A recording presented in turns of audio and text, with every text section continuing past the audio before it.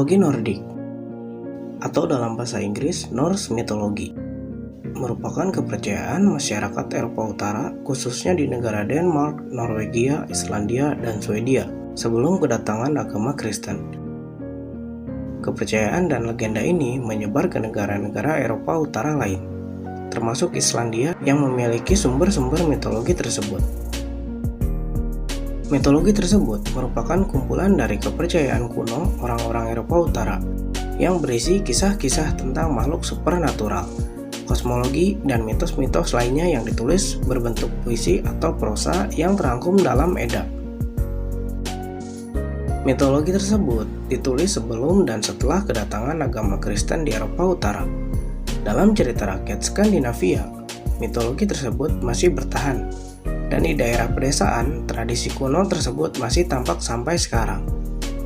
Mitologi tersebut juga memberi pengaruh dan inspirasi dalam kesusastraan zaman sekarang. Mitologi Nordik dituturkan dari mulut ke mulut, dan kini sudah banyak ditinggalkan atau hilang. Pada zaman dahulu, kisah-kisah tersebut dikumpulkan dan dicatat oleh sarjana Kristiani, terutama dalam Edda dan Heimskringla. Edda yang ditulis berbentuk prosa dan syair. Isinya menceritakan tentang karakter dewa-dewi dan kisah-kisah mitologi.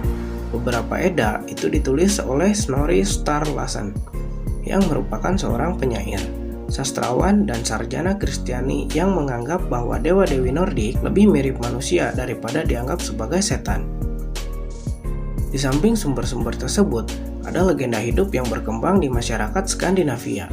Misalnya beberapa legenda yang muncul dalam kesusastraan Jerman dan cerita-cerita mitologi di Deor. Ketika beberapa cerita itu bertahan, para ahli bisa mengungkapkan cerita yang belum ditulis. Sebagai tambahan, ada ratusan tempat di Skandinavia yang dinamai setelah dewa-dewa mereka. Ada beberapa peninggalan yang mengungkapkan kisah-kisah dalam mitologi Nordik. Peninggalan-peninggalan tersebut berupa lukisan, arca, dan pahatan. Dalam mitologi Nordik, dikenal adanya 9 dunia, yang mana 9 dunia tersebut dihubungkan oleh pohon Yggdrasil. Dalam mitologi Nordik, pohon Yggdrasil merupakan pusat dunia. Pada cabang-cabang dan akar-akarnya terdapat dunia-dunia yang berbeda, yaitu Asgard, dunia para Aesir atau golongan dewa-dewa tinggi. Asgard terletak pada cabang Yggdrasil di sebelah atas yang dilalui oleh mata air Urd. Vanaheim, dunia para Vanir atau golongan dewa-dewi kecil, letaknya berdekatan dengan Asgard, di lingkungan para dewa. Alfheim, dunia para elf atau ras dewa kecil, pengatur kesuburan. Midgard, dunia manusia sebagai dunia makhluk yang tidak abadi. Jotunheim, dunia para Jotun atau para raksasa. Svartalfheim, atau dunia para Svaltarvar, atau dalam bahasa Inggris kita sebut dengan Dark Elf, yaitu kaum elf dari kegelapan. Nidhaffalir, dunia para dwarf atau orang kerdil. Mereka tinggal di gua atau di bawah tanah sebagai penambang yang mahir dan ahli membuat peralatan dan senjata dari logam. Nilfheim, dunia bawah tanah yang dingin. Rumah para Jotun es dikuasai oleh Hel, anak perempuan dari Loki. Muspel atau Muspelheim, dunia api dan rumah bagi Sard, raksasa yang kulitnya berupa lahar dan rambutnya adalah api. Menurut mitologi Nordik, ada 3 golongan makhluk yang lebih berkuasa daripada manusia, yaitu Aesir, Vanir, dan Jotun.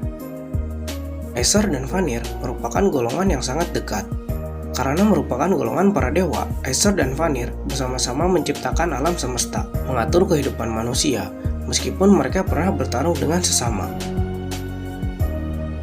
Musuh para Aesir dan Vanir adalah para Jotun atau raksasa. Mereka mirip dengan para Titan dan Gigantes dalam mitologi Yunani. Kata Jotun sering diterjemahkan sebagai raksasa, meskipun kata troll atau setan lebih cocok. Para Jotun atau raksasa tidak selamanya jahat. Aesir sebagai golongan para dewa berselisih dengan Jotun, meskipun para dewa dan Jotun pernah menjalin hubungan dan saling menikah, seperti Thor menikah dengan Jarsangsa. Odin bersaudara dengan Loki. Hel setengah dewi dan setengah raksasa, saudara dari Loki. Dalam mitologi, Jotun wanita biasanya tidak jahat, dan kebanyakan menikahi golongan para dewa. Selain dewa dan raksasa, mitologi Nordik juga menyebutkan adanya monster seperti Jormungand, si ular laut, atau Fenrir, serigala raksasa yang dapat ditemukan di sekitar Midgard. Dua monster tersebut dikatakan sebagai anak buah Loki. Makhluk mitologi yang lain adalah Hugin dan Munin, yang berarti pikiran dan ingatan. Dua gagak yang selalu menjaga Odin. Dewa-dewa utama Aesir dalam mitologi Nordik. Buri, makhluk pertama atau dewa pertama yang lahir dari es yang dijelat oleh Audhumbla, ayah dari Bor.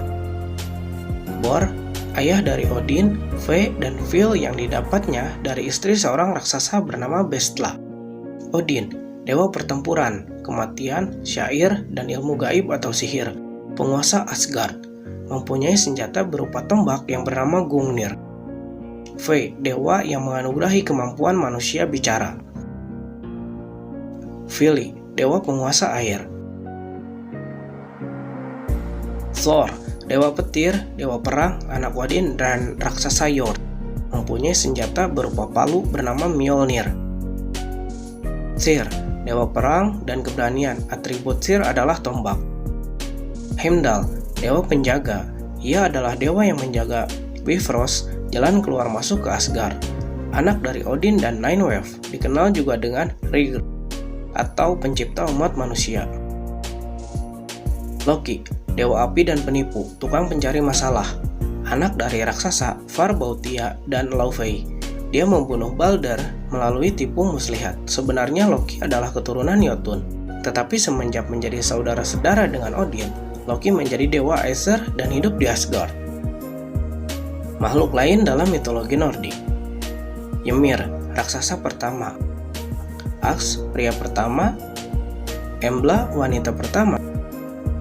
Fenrir, serigala raksasa buas, anak pertama Loki, dan Angbonga, yang seperti monster. Akhirnya berhasil diikat oleh rantai yang dibuat para dwarf setelah ia memakan tangan Tyr yang berkorban agar Fenrir mau diikat. Jormungand, ular raksasa yang dapat melilit bumi dengan memegang ekornya sendiri, anak kedua dari Angbonga dan Loki. Njord, dewa laut. Ingunn, dewa kemudahan yang memiliki buah apel yang dapat membuat hidupnya abadi. Raja-raja para pahlawan. Kesusastraan, mitologi berhubungan dengan legenda tentang para raja dan para pahlawan. Selayaknya makhluk supranatural, legenda dan kisah-kisah itu dianggap sebagai cerita asal mula negara mereka. Beberapa legenda dianggap pernah terjadi, dan sarjana-sarjana Skandinavia berusaha menggali sejarahnya melalui mitos dalam kisah kepahlawanan. Terima kasih telah menonton, dan sampai ketemu di video selanjutnya.